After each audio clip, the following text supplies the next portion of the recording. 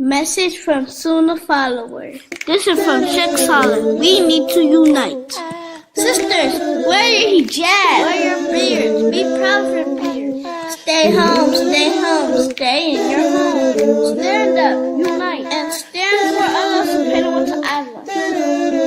That's right, Saleh. We all should stand up in solidarity, not transgressing the limits of Allah, but standing together with patience and understanding. This is Sunnahfollowers.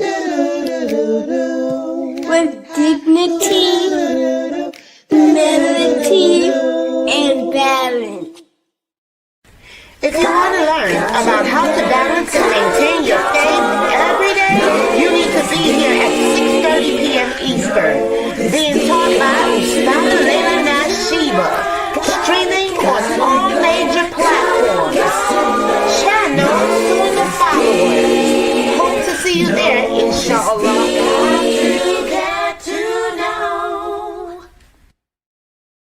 Assalamu alaikum. This is Yusuf and this is Ayub.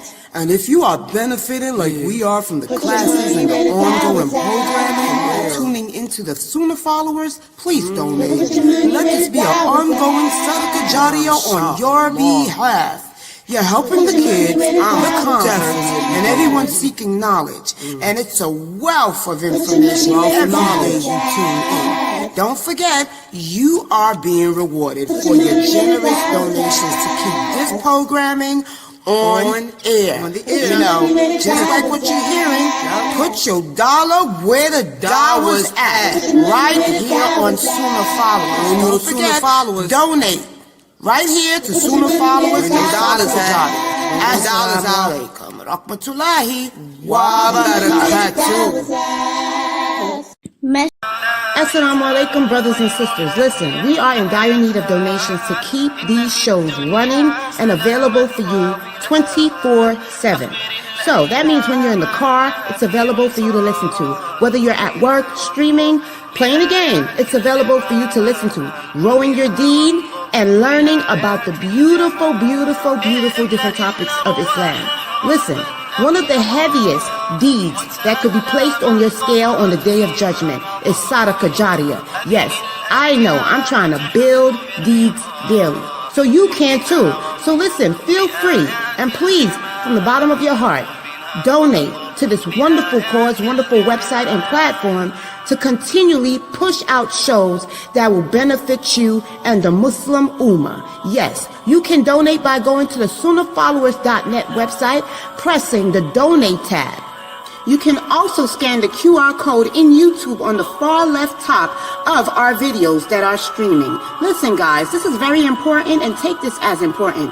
We want to keep this programming available for you 24/7 so that you have access in your car, anywhere you choose to tune in to this wonderful programming.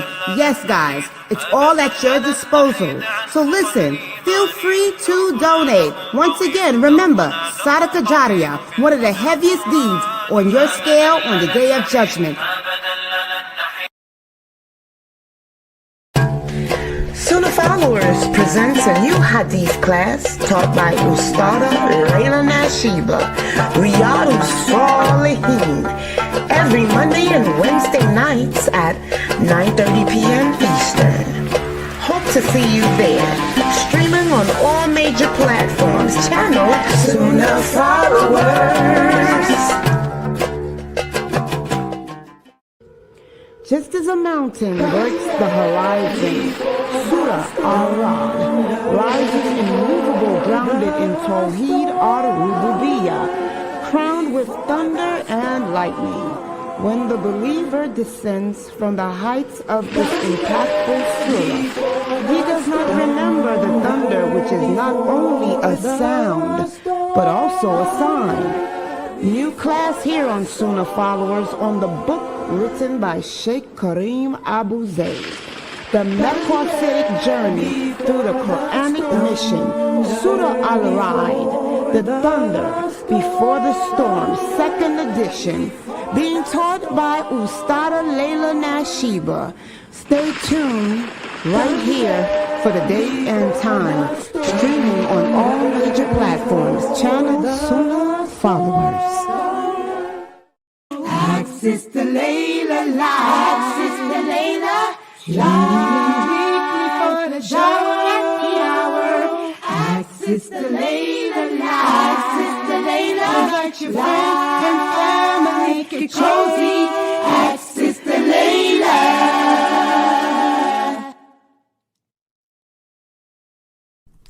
Join us every Friday at 9 p.m. Eastern for the Ask Sister Laila live call-in and answer show. Please join Ustada Laila Nasheeba. If you have any questions in regards to this theme, call in at 862-370-2838. Now streaming on various platforms right here on Sunnahfollowers. Call in. And by the way, what do you get in the fear today? Let's talk about it. Any other questions? This is gonna be good. Welcome to Ask Sister Laila Live. And by the way, what do you get in the fear today? Let's talk about it. Wait a minute. Time for the Ask Sister Laila live show. This is Lines gonna are be now good. open. 862-370-2838.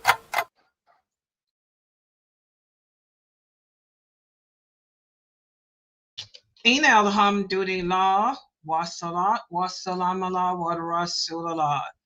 I'd like to welcome everybody to the Ask Sister Laila live show. This is where you can come and ask your questions about Islam by simply just typing them on the screen. If you are on Facebook, YouTube, LinkedIn, X, Kick, Twitch, just simply, or Bigo, just simply type your questions on the screen, and inshallah, or Rumble, inshallah, I'll be able to see your questions and answer them about Islam. And also, I'd like to let everyone know that the offer still remains. Anyone who donates, remember, we are a nonprofit organization. We are an online Islamic university. All of our classes are free of charge. We've been around since 1986, and we are a nonprofit, a 501(c). Any donations that are $100 or more that you make, you can choose whatever topic you would like for these Ask Sister Laila live shows. Just send me an email to lailanasheeba@gmail.com, and I will make the topic whatever you request, and whatever questions you would like for me to specifically answer, just add them to the email. And if you are a brother requesting a special topic, my cousin Mukhtar will be the host for that, him and Dr. Ali. Any other questions from the sisters for special topics, I will be the host of them, inshallah. So anyone who donates $100 or more, if you have a special topic, it could be about any Islamic topic at all. It could be about anything relating to Islam, something that's happening in the world today. It could be about family issues. It could be about community issues. It could be anything relating to Islam. Okay, just send me an email to Laila. It could be at lailanasheeba@gmail.com with whatever the topic is, and we'll do a special Q&A for that. And if we need guest speakers, we'll even provide guest speakers. So just keep that in mind. All right, so you can start putting your questions on the screen, because I'm just going to be here as long as there are questions. If there's no questions, it'll be a short Q&A. I'm not going to stay. I know the Q&A is for 2 hours, but I'm not going to sit here for 2 hours unless there are questions. If there are no questions, I'm not going to sit here. So you can start typing them. Also, if you would like to use the microphone, feel free to join the Zoom room at www.sunnahfollowers.net, and you can use the microphone to ask your question there as well. Okay. For the people on Bigo, you can type your question. I'm not going to open up the mic for you guys. You guys can type on the screen there, or join YouTube and type your questions. I'm not going to open up the mic there. Walaikum salam, Brother L. Do you have any questions, Brother L? We had a very good Q&A for your special topic that Brother Mukhtar hosted. Alhamdulillah. Walaikum salam, Sister BK from London. It's good to see you as well. And I'll give my salams to all the sisters in Birmingham. I got a lot of sisters who like to watch me, and they send me a lot of gifts from Birmingham too, especially the tea. I got a lot of teacups and teapots from Birmingham. My sisters in Birmingham. Let's give my salams to them. A lot of followers in Birmingham and London. Alhamdulillah. They make me feel so good. Walaikum salam, Sister Samira too. It's good to see you here for all the classes as well. Alhamdulillah. Are there any sisters in my Zoom room with any questions? No one's in Zoom room with questions? I don't think so. Are there questions in Zoom room? No one in Zoom? Okay. No. Yeah, they don't have them there. Okay. Oh, I'm sorry. Let me log on. Yeah, Rumble. I can't see. I keep forgetting that Rumble's got the issues. I may log on. I can't see the questions on Rumble, but I got a couple there. All right, hold on. I forgot they changed it. And by the way, I did post out some shorts for the Maqasidic tafseer class. We're doing the Maqasidic tafseer class of Surat Nisa, which is a very powerful chapter of the Quran because it's addressing the rights of women. Okay, I'm on Rumble now. It's addressing the rights of women. And we went over a lot. We covered verses 1 through 10 yesterday. And some of you sisters sent me emails asking for me to put some shorts out. I just put them out. So please make sure. I've been putting a lot of shorts out lately. We're covering a lot of information.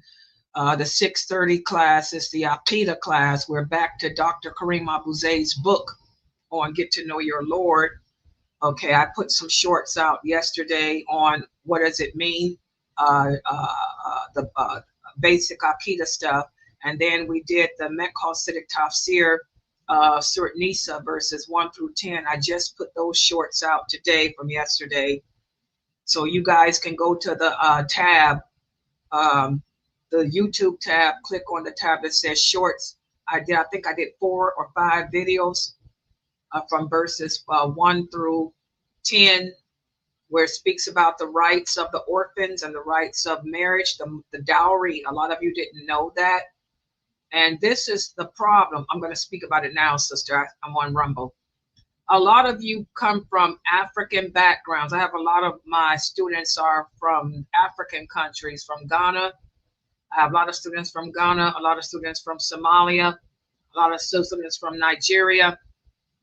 Part of your culture is when the girl gets married, they give the dowry to their father or their uncles. The dowry is not for your father. The dowry does not go, yeah, you're from Mali. Yeah, the Malis. I don't know why the Africans do that. You know, you're from Mali. That's still, no, the dowry does not go to the father. The dowry does not go to your uncles. The dowry goes to you. Okay? It goes to you. And Surat Nisa, we went over that yesterday. Allah is clear. Allah clearly says that in the Quran, even in the English transliteration, as we went over yesterday. Yes. So you just got married and they gave your dowry to your uncles. Your uncles divided it up. See, this is where you from, Mali. This is Rome. I got 3% Mali in me too. I know. Africa, all the African countries do this. Sister Omar here, are you in here? I got one of my students is from Mali too. Omar here. Is Omar here logged in? Assalamu alaikum. I'm here, Sister Laila. Wa alaikum salam. When your daughter got married, you didn't give her dowry, didn't go to her father, did it? He didn't even see it, Sister Laila. Did he? He didn't even see it. Good. I sunnah here in Right. Sunnahfollowers. I was gonna Alhamdulillah, say. that happened to me, but it's not gonna happen to none of my kids. Oh, so when you got married, they did that too? Yeah, they did that. My dowry go to my father, and they give some to my uncle, my auntie. I didn't see no money in my dowry, no cent. So that's what this sister is saying. She's from That's Mali what they too. do, my country. Yeah, that's what they do. But for my daughter, the husband come and bring the money to her. I was feeding. He give it to her. The husband, he know that it's her right and that go direct to her. He's telling me, is that okay for me to give it to her? I tell him it's okay. Anyway, it's her. So he gave it to her in front of me, and I didn't touch no cent in it. Yeah. She just go directly put it in the bank account and pay for her school because she's doing nursing. Sister Laila, I forgot to tell you, put her in your class. She's gonna graduate on Tuesday, inshallah. I was gonna say I would have been mad because your daughter grew up on this website. Yeah, she knew. Yeah. She knew better. But so this is she took her dowry in her head. So this is a problem in your country. So like this sister here, they do that. That's sad. So, they do that. They do that everywhere. So all the African countries are doing that, huh? Yeah, they do that. They just take the dowry and like separate the dowry to the family member. Yeah, well, this is haram. No, that the dowry. That verse of the Quran, sisters, that we went over in my class is correct. The dowry does not go to your father and your uncles. It goes to you. And like that verse says, it's a respect thing. You know, it's supposed to show respect, sister, for you. You know, it's a token of respect, you know, so I'm sorry. Oh, God, you know. She said, I have one question regarding that dowry. Is that okay, like, if somebody want to get married and the man tries to give the lady the dowry, and then she will say, it's okay. It's okay. She tell him not to give her the dowry, and they get married. Without that dowry, he didn't give her if the woman doesn't, I mean, you know, that at least he made the offer. Yeah, if she doesn't want it, I mean, that's on her. I mean, he made the offer, like we talked about in that verse. It's a respect thing. It's the man's. It's a respect. It's showing his commitment to the marriage. And I just put a short out. That's one of the shorts I put out. It's a respect thing, and it goes two ways. I mean. First of all, that's why I took it American. Here in America, a lot of the women here, you know, are independent, self-sufficient. You know, a lot of the Muslim women in America are independent and self-sufficient. You know, we have money. We're like, I use myself as an example. I'm self-sufficient. I got my own money. You know, I don't need so. But still, we accepted this the man's token of showing that he's serious about the marriage and how he values you. He's committed to this. I'm serious. I'm going to offer you something. You don't want it to be a Quran or a prayer rug. I mean, come on, show me that I'm of some value. You know, offer me. You don't want it to be high, like no $10,000 or no $20,000 or nothing like that. But just a token of respect. A token of commitment. The dowry is a token of commitment, a token of respect. You're not going to give me a prayer rug. You're not going to give me a Quran. You know, and you're not going to give me no $50. That's nothing. You're going to give me a token of respect to show that, you know, I'm really, I care for you. You know, this is respect, commitment, a decent amount of money. And the woman could say, well, I don't really, brother, thank you for your offer. You know, it could be, she could turn it down. She could say out of her own, I could say, you know, hey, I got everything I need. It was the offer that was so nice. May Allah bless you, brother. She could remit it if she wants to. Yeah, one lady telling me that she did that. So I was telling her, why did you do that? I mean, she didn't know. She could have been well off. Maybe she's a rich lady. She doesn't need no money. It was just the thought. You know how they say the thought that matters. If she's a well-off woman like Khadijah or something, she could have said that it's the thought that matters. You know? Yeah. You know, Sister Laila, my daughter, he gave 4,000 for the dowry, and he bring 1 month ago he bring 3,000 for her to buy clothes. Yeah. Yeah, for the clothes and that's good. Like whatever. When I married Sheikh Atlee, my dowry was $2,000 to make Hajj. I wanted to make Hajj. I told Shay Gotti, I mean, I had a good job. I worked for the state. I had everything. I didn't need nothing, but there was one thing that I couldn't give myself, which was Hajj. So I told Sheikh Atlee I wanted to make Hajj. Sheikh Atlee gave me $2,000 cash. He brought it to me, $2,000 cash. He put it in my hand. Here's your dowry. Here's $2,000. That's how much it cost back then. Back then, when I married Sheikh Atlee, it cost $2,000 to make Hajj. He came and put $2,000 in my hand and said, "Here's your Hajj. Here's your dowry." And I kept it. And then when it was time to make Hajj, I gave it to him. You know, I mean, you know, but you know, that's all I needed. I mean, I needed to make Hajj, you know. Yeah. Because that's what I was could gonna think say, Sister Laila, about the whole dowry stuff. I remember I was like so curious as to why it's so reversed, and like you said, the African cultures. And I was telling someone one day, I was like, no, like the woman, you give her the dowry, like the guy who's proposing to her gives her the dowry, and they're like, the adults were like, no, it's the other way around, because if the girl gets the dowry, that means we're selling her off. And I'm like, that's not selling your daughter off, though. You got it backwards. That's not how it works. Mm-hmm. So they view it as selling your daughter off if she gets the dowry. But if the parents get it, it's not that way. And I was like, that's messed up. They're using reverse psychology, because before it's, I'm going to tell y'all the history. Y'all know I got a degree in history. That's some history. Before the event of Islam, remember, women were of no value. That's what they did. Not just the Africans, but the Vikings, the English people, all people sold their daughters. Daughters were sold. If you marry my daughter, I will give you my kingdom. That they sold their daughters. Islam stopped people from selling their daughters. So the Africans are lying. They used to sell their daughters before Islam. Islam stopped them from selling. No longer can you sell your daughter for property. Sell her for a price. Now the price goes to her. Instead of the price going to you, it's got to go to her to show her that she's of value.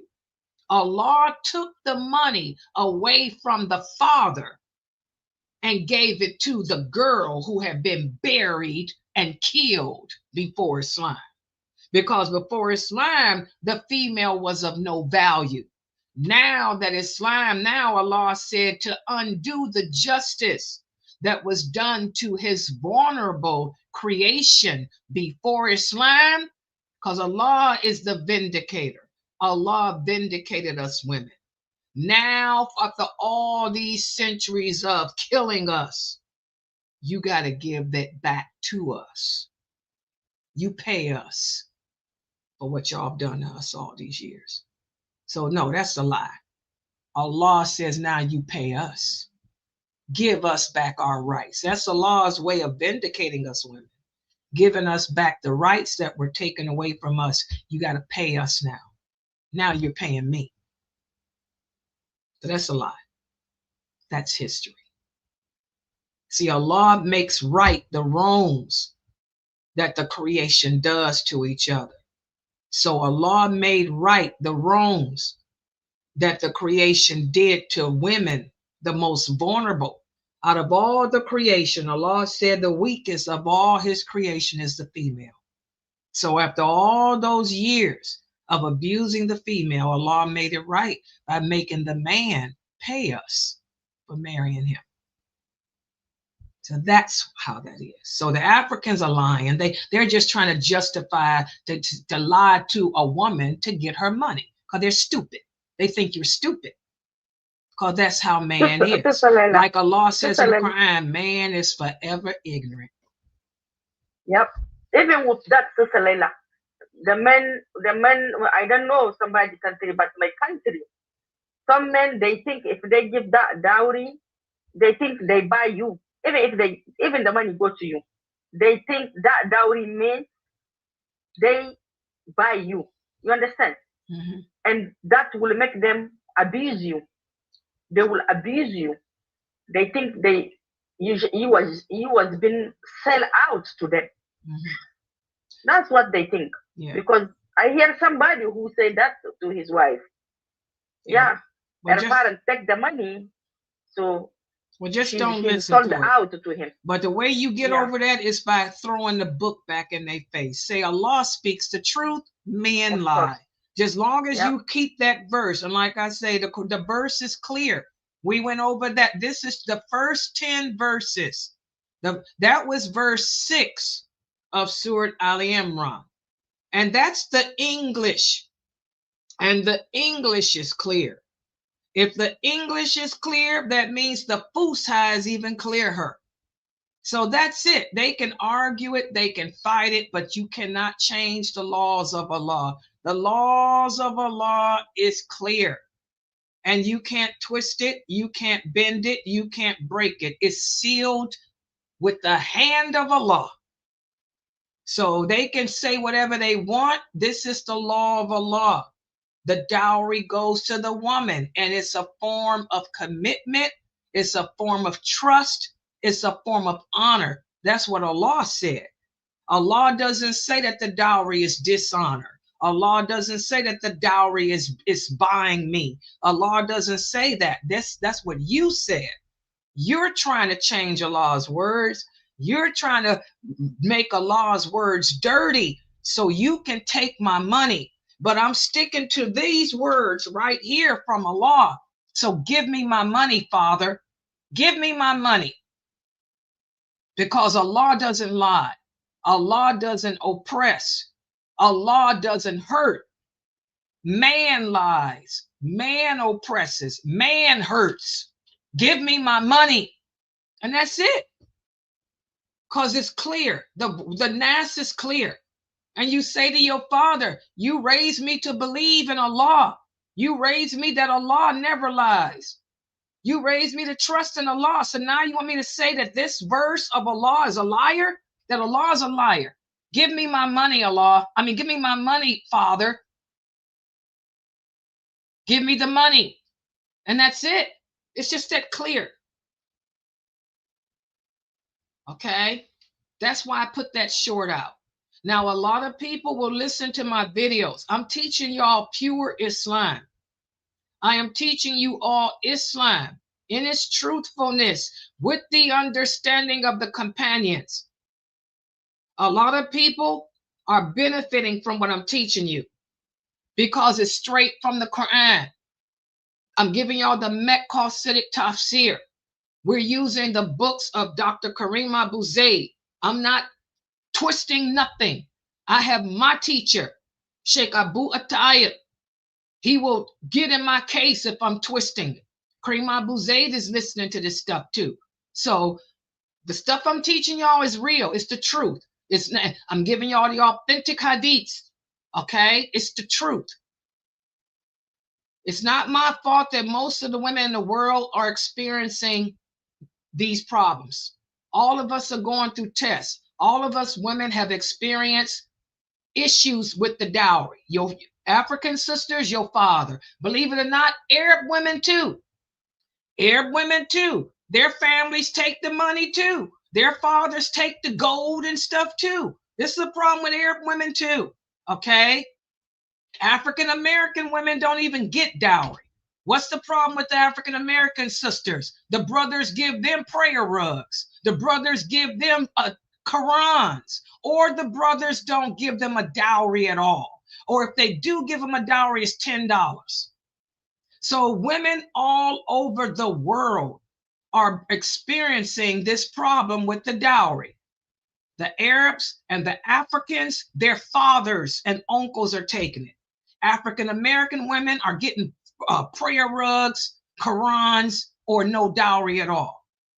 But other brothers out there may listen and say, oh, Laila's on some personal trip. No, I'm not. I'm teaching true Islam, and the women all over the world said they got a woman finally teaching it. But my thing is, like I said yesterday, who's gonna represent us? I'm just a woman teaching the truth. We have no Prophet Muhammad sallallahu alaihi wasallam here to advocate for us, to take charge for us. There's no Abu Bakr. There's no Umar. May Allah, really Allah, who honor to all of them. Kareem Abu Zayd wrote the book, but nobody, no brother is going to stand up and speak out for this, because the brothers, they cover, and the brothers are the ones doing it. I ain't saying Kareem is doing this, but it's these brothers that's doing this stuff, including the famous ones. So, but you sisters need to know your rights. It's just my job to teach it. I'm teaching y'all the truth, and I don't want y'all to blame Allah. Blame it on man. Just don't hate Allah for the injustices. Know your rights. Your rights are violated. Stand up for them and fight for them if you can. That's all I can tell you. But don't blame it on. Thank you, Sister Laila. Jazakallah khairan for that, because I never know that until I'm coming to Sunnahfollowers. If it's not because you teach us that, the same thing gonna repeat on my kids, because that's what happened to me. Yeah. But because I know now, I'm not gonna let that happen. Yeah. So everybody gonna get married, his dowry goes direct to his hand. Yeah, it goes to you. But you Inshallah, sisters, and buy whatever you want to buy, whatever you wanna do. Yeah. I'm not taking no cent in it. Yeah, And nobody's not taking that. Inshallah. The dowry goes to the women, to you, sister. It's a sign of respect. It's supposed to be just like it says there, respect and commitment. It's not, shouldn't be too high. It shouldn't be too low.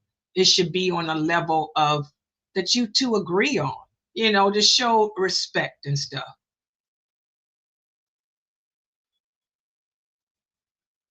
Mm-hmm. They'll do it to you even if you know your religion, Omina. There's a lot of sisters who do know their religion and they still get screwed. Believe you me. But, you know, we got sisters who know their religion and they can't fight culture. Like the sisters on my website, my Bantus know their religion, but they can't fight against their fathers and their uncles. It's hard to fight against your culture. You live in the Sunnah. You can't go up against your tribe. Or even a woman like me. I'm a woman of the Dowry. I know my religion. But let's say I'm married to a man who's supposed to be a man of the Dowry too. How am I going to make him do what he's supposed to do when he's a famous personality too? I mean, it's just a fight. It's a cycle. These are the days of fitting that we live in, guys. We live in the days of fitting. You know, it's a cycle. But you sisters, don't blame the dean. Just say this is the world we live in. And you know, for me, it ain't important. I'm gonna be honest. I'm an independent, self-sufficient woman. A dowry ain't important to me. It really ain't. It's just not even important to me. That's why I tell you, sisters, go to school, get a degree. Become independent, self-sufficient, where you don't need nothing from nobody. Trust in the law. Let Allah be your provider and your maintainer. But it just lets you see the character of people. You get to see that people are not what you think they are. You can marry a man and think he's righteous. You'll think that he's the most righteous man on earth, and you realize he's the fraud. You know, but you know, be independent, self-sufficient. Just depend on the law. But as far as the money is concerned, money, you know, that don't bother me. You know, I can take care of myself. But it's just character. Character is everything to me. It's hard to find the people with character. But money, have your own money. Yeah. But to answer your question, sister, no, that dowry is yours. It ain't your father's or your uncle's. Yeah. But that's why we're doing that book. And it's just amazing that, like I said, we're on Surat Nisa. Then after Surat Nisa, in that book, it'll be, what's that? Maida. These are known as the signs. We did Surat Baqarah and Ali Imran, the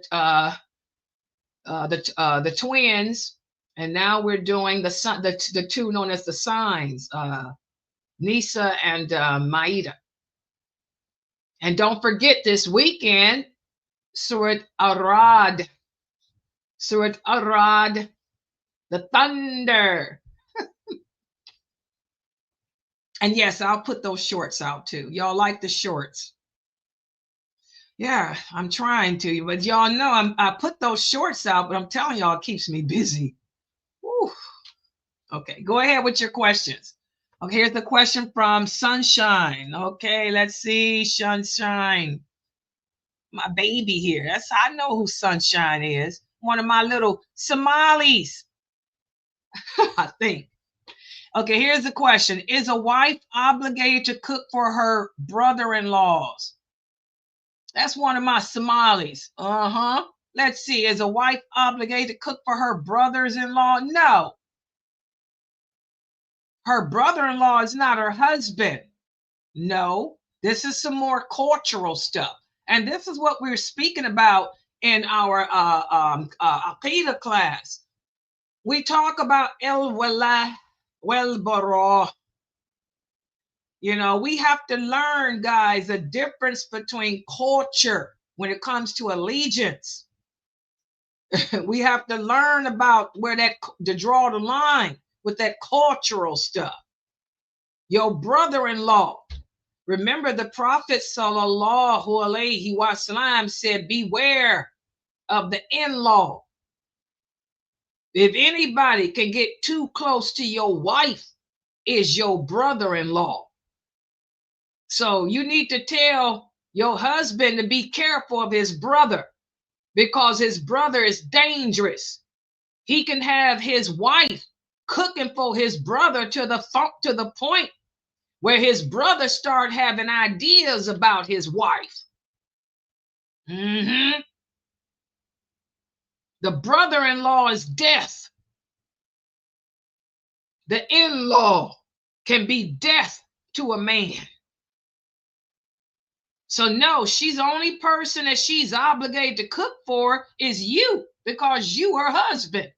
She ain't got but one husband. She don't have to do nothing for your brother. In fact, your brother is a stranger to her.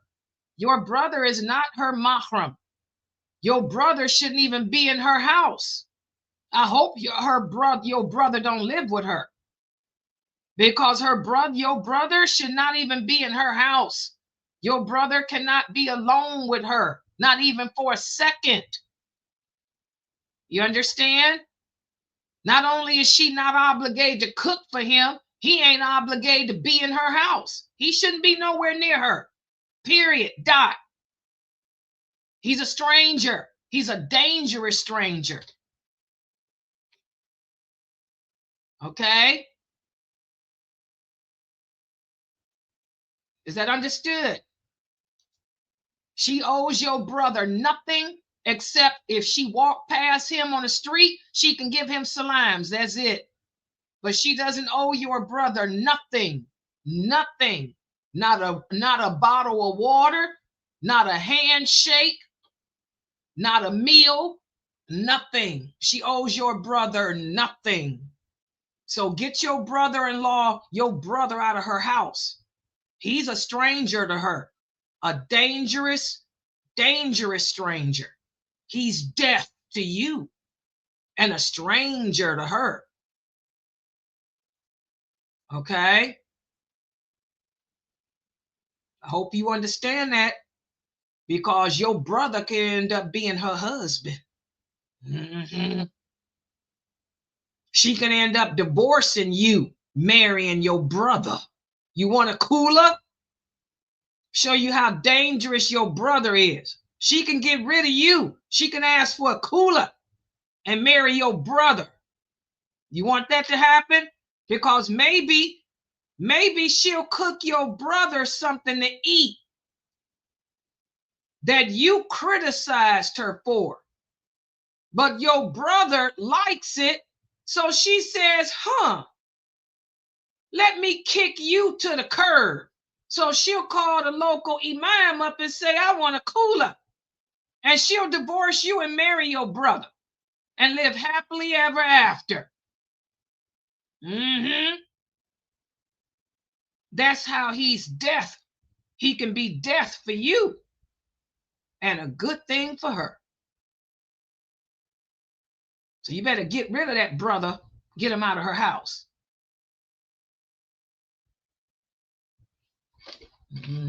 He might be a nicer version of you and a better looking one.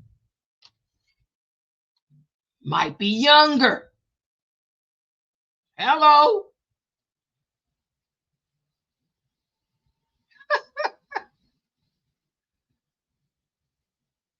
Um, yeah, girl, don't get me started about no in-laws.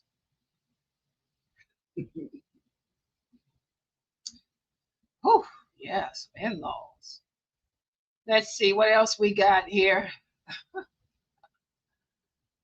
Let's see.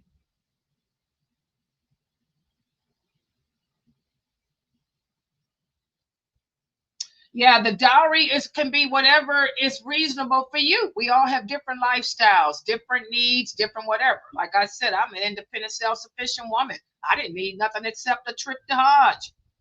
That's it. That was reasonable for me. Yeah, whatever is reasonable. The dowry can be whatever is reasonable for you. Okay, here's a question from Sister Leanna. Miss Laila, can I borrow a minute of your wisdom? I've got a question. I need your honesty, and don't make me feel dumb. I think what I'm dealing with is kind of odd, and that's why I'm asking you. Okay. My Muslim fiance said since I don't want to wear the hijab nor become Muslim when I'm married to him, he gonna take me to Mali or Morocco to get some magic done on me to protect me from hell. Okay, well, that's kind of ridiculous. I'm not going to make you feel dumb, but I don't know what kind of fiance you got, but magic is forbidden in Islam. Okay, anyone that practices magic falls in the category of an unbeliever in Islam. It's forbidden in Islam for us to deal with magic. Okay, so your fiance taking you to Morocco to get magic done on you, he falls into a bad category as a Muslim for us. Okay, that's a major sin in Islam. Okay, that's something that's very, very, very unlawful for us to do in Islam, and Allah knows best. Okay, here's the next question. Am I committing a sin if I show my hair to my wife's husband? Even if I'm underage? This is something that I used to do. I know with it. Your husband, your brother-in-law is not a mahram to you. My wife's husband. My wife's. You cannot show your hair. What do you mean your wife? My mind is all messed up from that other question. A woman cannot show her body parts to any man who is not a mahram to her. Your brother-in-law, your sister-in-law is not your blood relative. You cannot show your body parts to them. You cannot touch them. You cannot be alone with them in the same room without another person present. Okay? So if you're a woman, you have to cover up around your brother-in-law because he is not your mahram. Okay, if you are a Muslim man, you cannot be around your sister-in-law unless she is covered, and you cannot be alone with her in the same room. Okay, because they're not mahrams to you. That's why you can't live in the same house with them either, like that, unless they're covered up and stuff. You have to abide by the laws of hijab and stuff. Okay. Okay, is there somebody on Kick? Do I have a moderator on Kick?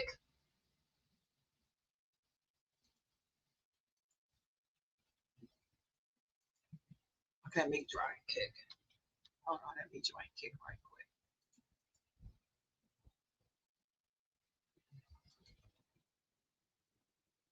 Okay, hold on for a second. Let me join Kick right quick.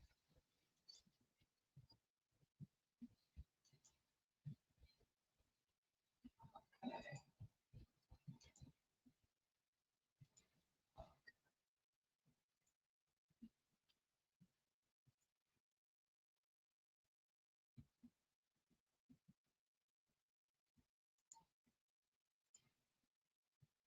Okay.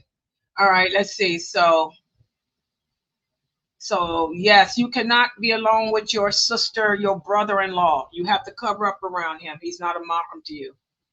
Your uncle. Is your uncle a mahram? If it's your blood uncle, yes. If it's your mother's brother, yes. Your mother's brother is an uncle to you, yes. Your father's brother, yes. But if it's somebody through marriage, no. If it's some uncle through marriage, no. If it's through marriage, no. Yeah, we have to be careful. We have to uphold the rules of mahram. Okay.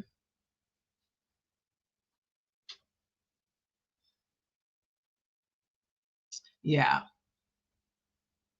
Yeah, we have to be careful with that mahram. And by the way, to answer this question here, there's no dating in Islam. You cannot date. And I know that this is this new thing now that they have Muslim dating websites, Muslim dating apps, Muslim dating relationships and partners. This is all the signs of the time. This is all the days of fitan.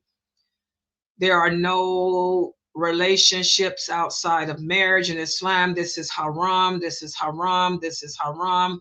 All of this falls into the category of zina. This is all violations of the 10 Commandments and all of that. No, we do not date in Islam. There's no dating. None of that. Okay? None of that. Yeah, no dating. Yeah, you cannot have any dating apps and no dating. No, there's no interactions between male and females outside of marriage.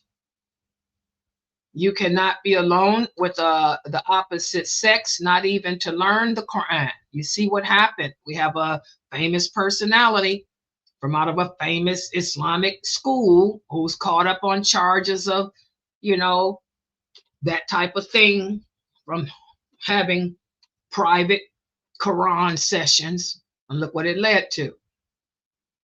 Yeah, no private messaging, no private chatting, no communications whatsoever, unless it's business related strictly, or a medical doctor, you're communicating with your doctor or something like that. Business, like, for example, I'm going to communicate with Dr. Jamali about this website, something like that.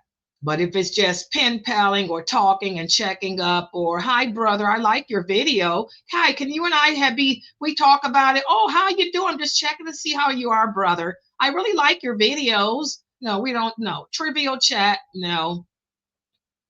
Even if it's someone famous, I like listening to you on YouTube, brother. No, that all leads to zina. No communications like that. It's haram. No.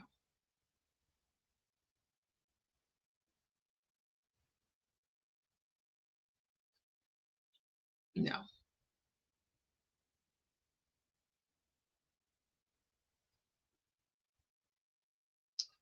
Is it true that if I don't cook for my husband before morning prayer in Ramadan, he can blame me for his bad mood the whole day, and Allah will give any sins he did that day to me? No, none of that is true. This is why it's important that we have to learn our religion. And this is why I strongly encourage everyone, if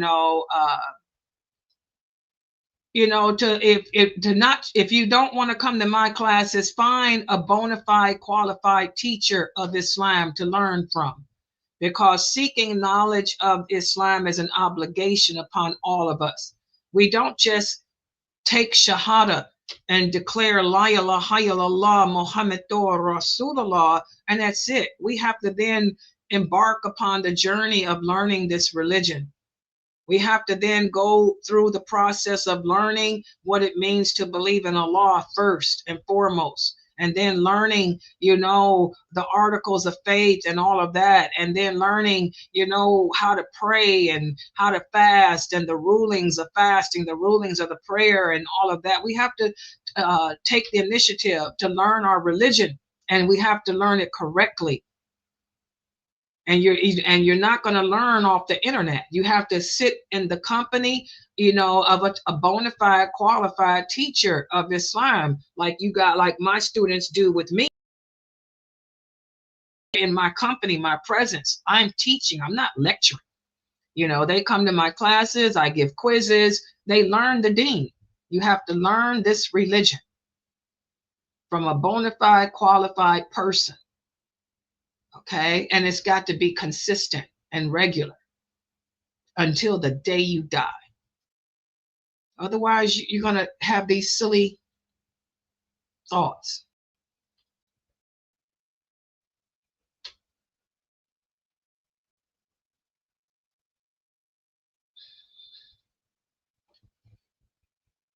Yeah. Yeah, we have to learn the religion. We have to take the steps, take the initiative to learn this religion and learn it correctly.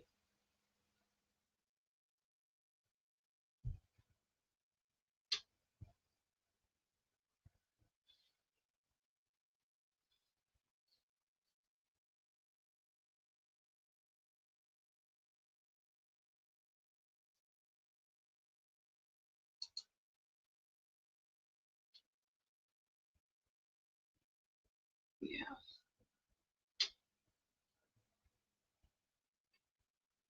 Also tomorrow, guys, just to let everyone know, Dr. Jamali is going to be doing his class at 7, and he's going to be speaking about a very important topic. He's going to be speaking about interests.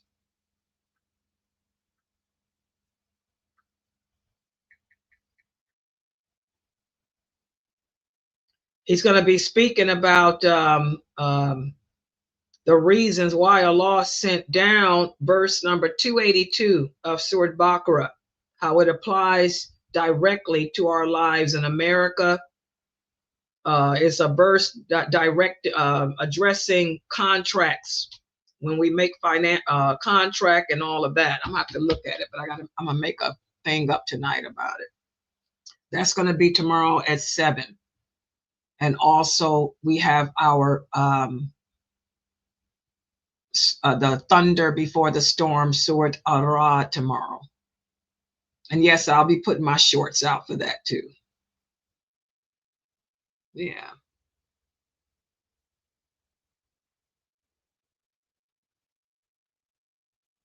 Yeah.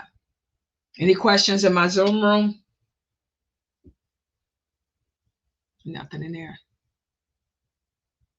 Yes, go ahead, Sister Amira. You have one there? I'm looking. I can see. Let me look on here. Let me go back to. I'm sorry.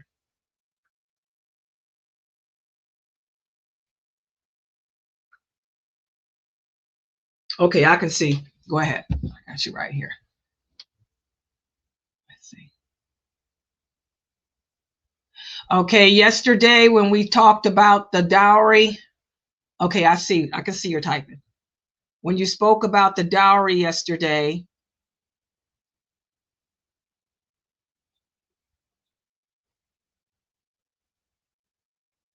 okay, what you want, she wants me to explain about the orphan, that part. That part was about how yesterday, back in those days too, guys, remember when we spoke about verses 1 through 10 of Surat Nisa, not only does that chapter of the Quran address the rights of women, but also the orphans, because orphans are often taken advantage of too.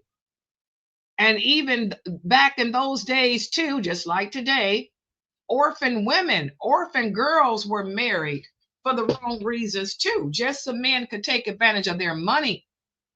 So that those verses, I think it was verses, what was it, 6 and 7? I think verses 6 and 7 were also addressing the rights of the orphan girl, that they don't marry them just to get their money, because men would marry them under false pretenses too, just to take their money, their estate from them.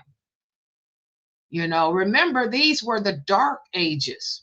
When you guys look at some of those older movies on TV, even when you look at those King Henry movies back in the dark ages, the medieval period, this is the medieval period. Look how many women were married just to get their money, because they were rich, to take their estates from them, to take their kingdoms from them.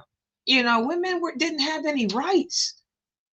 They were abused for their property and money. So Allah sent those verses down, giving women rights and orphans rights. That chapter was sent down for the vulnerable. Like the shorts I put out says, Allah was looking out for the people who are vulnerable in society, the orphans, the women, the poor, the needy people who are overlooked by society. You know, so yes, the orphan women were abused. We're taken, and it happens today. How many women are married and they have money and the men take their money, leave nothing? You know, it happens. My sister here said it happened to her. Really? Yeah. Oh yeah.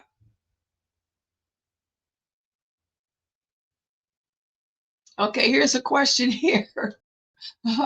To add, yes, Layla, should Muslims be able to adopt children? No, adoption is haram. We're going to talk about that too in this chat, in that chapter. Ooh, that chapter 2. Adoption is haram. Under no circumstances can we adopt, because adoption, it destroys the lineage. It destroys the laws of inheritance and everything. We can sponsor a child. You know, what does it mean to sponsor? That means I can, put money up and I can financially support a child. But can I take that child and give it my name and claim that child to be part of my family? No, this is haram. But can I support that child financially? Yes, I can. Aisha, radiallahu anha, she used to sponsor a lot of kids. Okay, but can we adopt them and give them our name and say that that child is part of my family and all that? No, but we can sponsor them.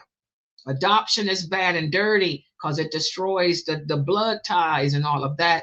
But sponsoring, Islam encourages us to take care of other people. That's a form of charity. That's something good and clean. Yes. Okay, foster children, you mean like take kids in and take care of them? You mean foster kids like how they do in America? I'll take in some kids who need a home to stay in. If you mean foster like take in kids, yes, but make sure that if you take in kids, that they're the same sex as you. Because if they're over the age of puberty, again, the laws of intermingling apply. So if you're going to foster some kids who need a home, a place to stay, you want to foster some girls who are so that way you don't have to worry about the laws of hijab and stuff. You know what I'm saying? Because if you foster some boys, if they're over the age of puberty, the hijabs have to apply, can't be alone with them because they're not mahrams. But if you want to foster girls, yes, you can do that. That's what Aisha radiallahu anha used to do. Aisha used to foster, girls and teach them Islam. She would take in young girls and teach them the religion. Mm-hmm. So you can do that. But they make sure that they're the same sex as you, that they're girls, not boys. So you ain't got to worry about the laws of of hijab and stuff.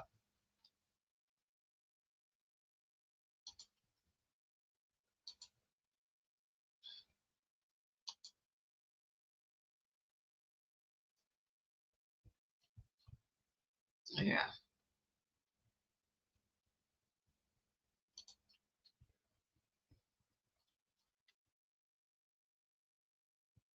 Yeah.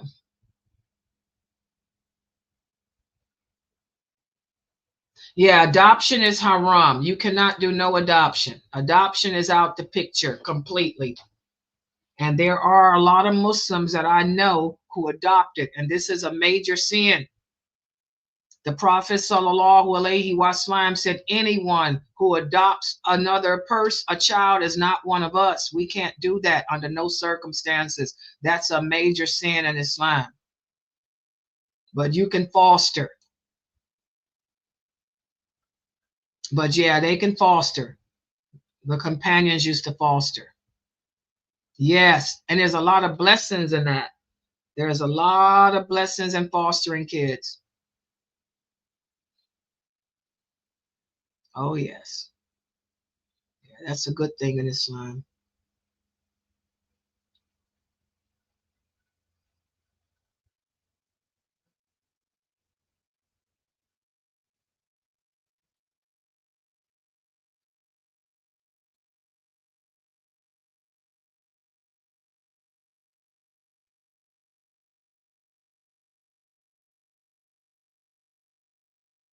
Yeah, that's a good thing. Really good thing.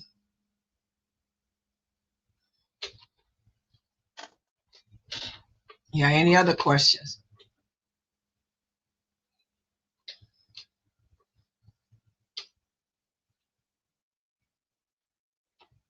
Yeah, if you're going to breastfeed a child, that child becomes yours. Yes. But, but don't be giving your breast milk away and not know who it's going to, because that's something different too. You need to, don't just give your breast milk and donate breast milk and not know where it's going. You have to keep a track of whoever you're giving your breast milk to, because wherever you give your breast milk to becomes, your child. Okay. Any child that suckles from you under the age of 2 becomes your child. So that's why we don't donate breast milk. You have to know who you're giving it to. Exactly.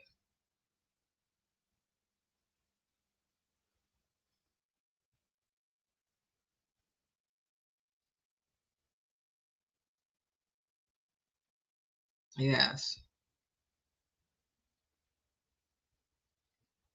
Yeah. Any other questions?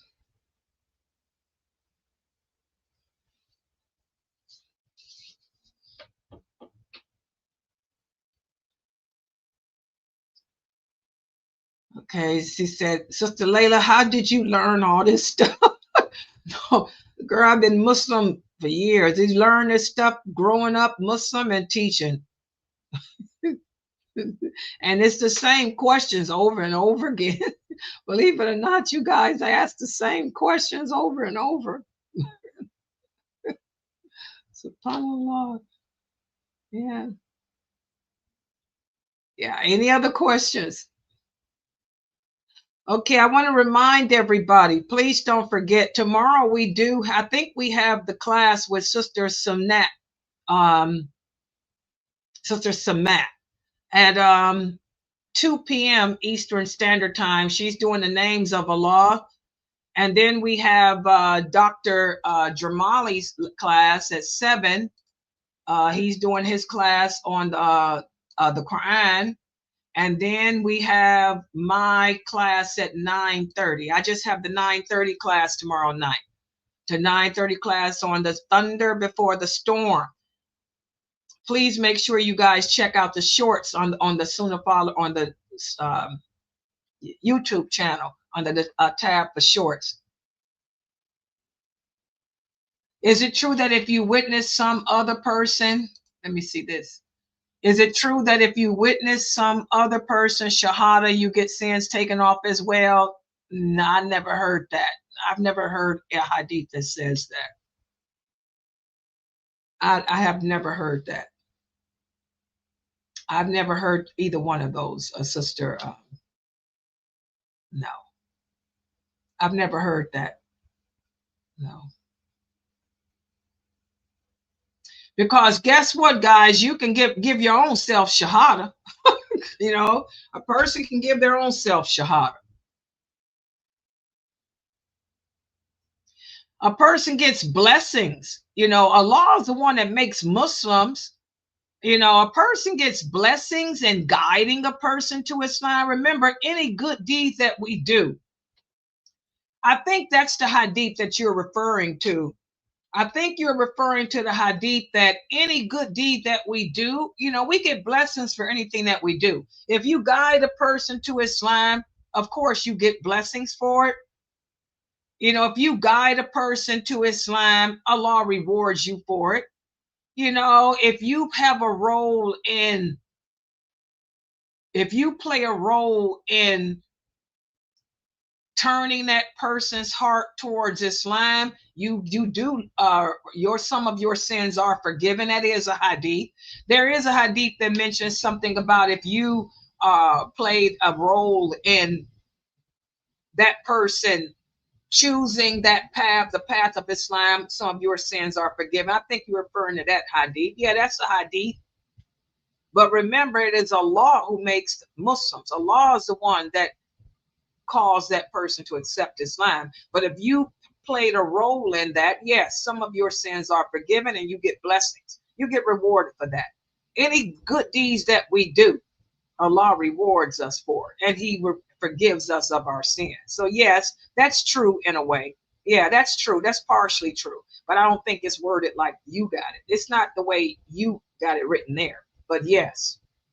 But yes, it's I think I know what you're referring to. It's just not worded the way you got it put there. Yes.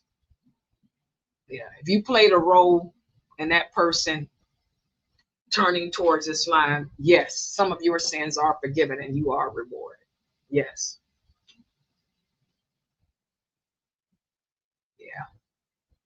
Alhamdulillah.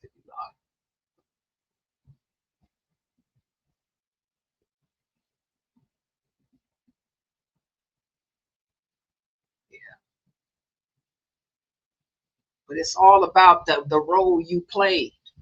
You know, were you instrumental? Did you play an instrumental role, you know, in that person, you know, in that person's life? That's what the hadith is referring to.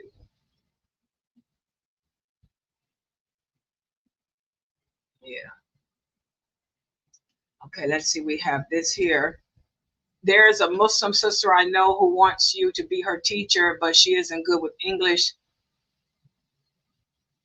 What's her solution? You can just, you know, do like AY. Sister AY couldn't speak English at all when she started coming here. Just, you know, help her. You can translate for her. You know, if she wants to learn, just, you know, tell her, you know, you can translate for her, Sister Muslima. I got a lot of students here who didn't speak English well. In fact, most of my Bantus, you know, the majority of my students are Bantus, you know, from Africa. They didn't speak English well at all. Sister Awa, she didn't speak English at all. Look at her. She's been here, what, 30 years? I think Awa is one of my oldest students. She's been here for 30 years. 17 years. How many years?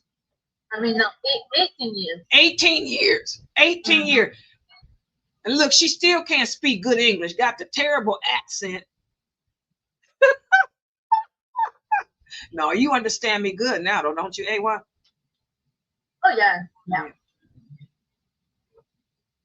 She speaks Hindu. Oh, my God. Brother Ahmad used to, well, he always spoke good English, though. He's Pakistani. Brother Ahmad, Brother Alban. Brother Alban used to speak Albanian. Sister Elma, Albanian. I had people all different languages coming here. Their English got better listening to me. Yeah.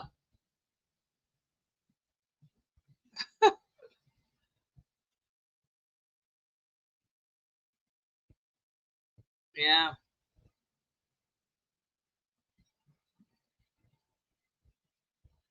Yeah, inshallah.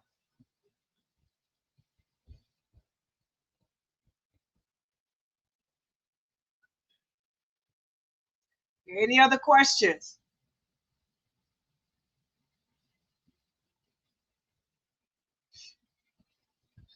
Okay, guys, I think that's all the questions that we have for tonight. Inshallah, I'm gonna log out for tonight.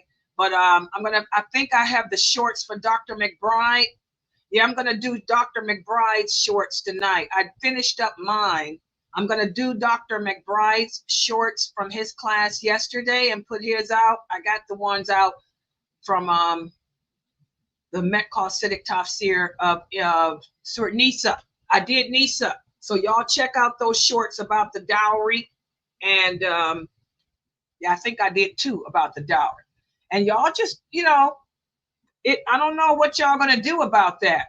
For my African sisters, that dowry goes to you. It doesn't go to your fathers and your uncles. So I don't know. Y'all have to deal with that.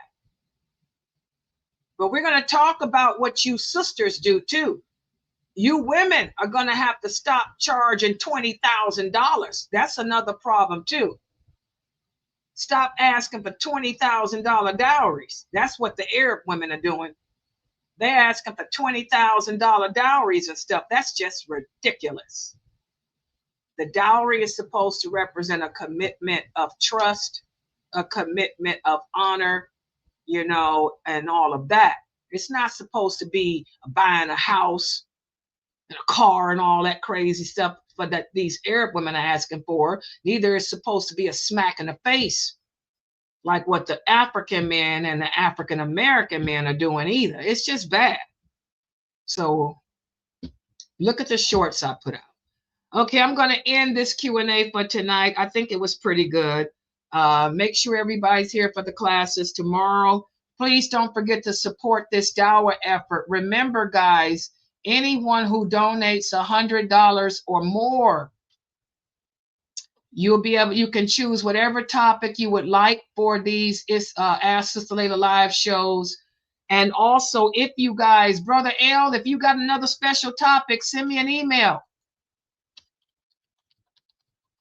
We'll have Brother Mukhtar do another one for the brothers. Don't forget my email address. Send it to me and whatever questions you got. And we'll have Brother Mukhtar do another one for the brothers. Inshallah. Okay. All right, guys, I'm going to log out for tonight. Subhanakallahumma wa bihamdika ashhadu an la ilaha illa anta astaghfiruka wa atubu ilaik. Assalamu alaikum. I'll see you guys tomorrow. Have a good night.